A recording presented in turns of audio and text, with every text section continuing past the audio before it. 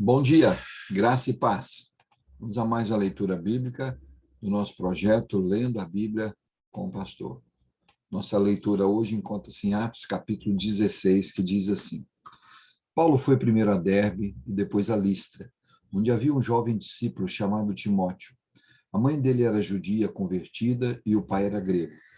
Os irmãos em Listra e em Icônio o tinham em alta consideração, de modo que Paulo pediu que ele os acompanhasse em sua viagem.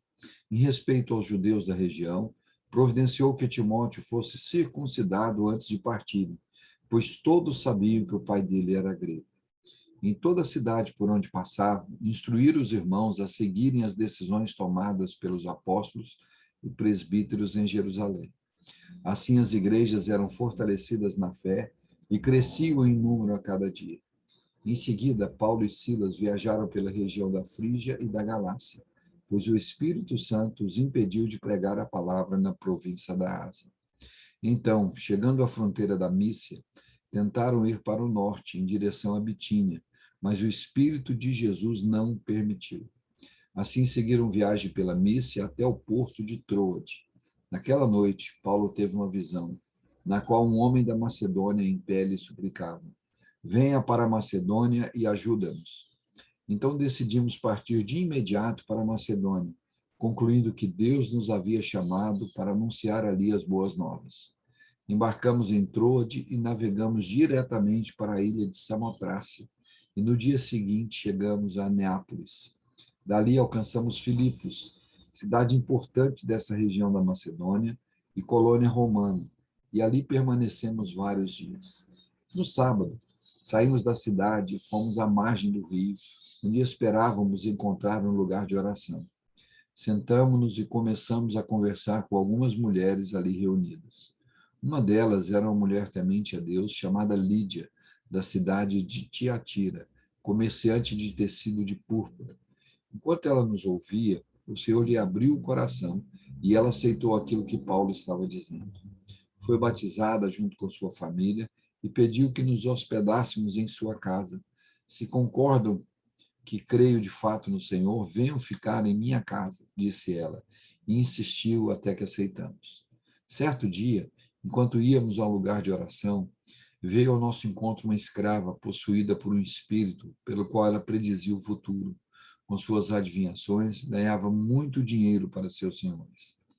Ela seguia Paulo e a nós, gritando: estes homens são servos do Deus Altíssimo e vieram anunciar como vocês podem ser salvos. Isso continuou por vários dias, até que Paulo, indignado, se voltou e disse ao espírito dentro da jovem: eu ordeno em nome de Jesus Cristo que saia dela. E no mesmo instante o espírito a deixou. Quando os senhores da escrava viram que suas expectativas de lucro haviam sido frustradas, agarraram Paulo e Silas e os arrastaram à presença das autoridades na praça do mercado. Estes judeus estão tumultuando a cidade, gritaram para os magistrados. Eles ensinam costumes que nós, romanos, não podemos seguir, pois contrariam nossas leis. Logo, uma multidão revoltada se juntou contra Paulo e Silas, e os magistrados ordenaram que os dois fossem despidos e açoitados com varas. Depois de serem severamente açoitados, foram lançados na prisão.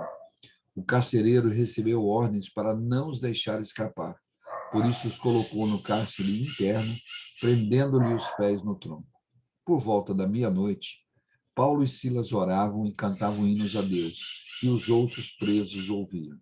De repente, houve um forte terremoto, e até os alicerces da prisão foram sacudidos.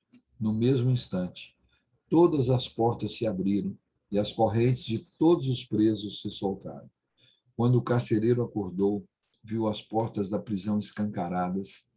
Imaginando que os prisioneiros haviam escapado, puxou a espada para se matar.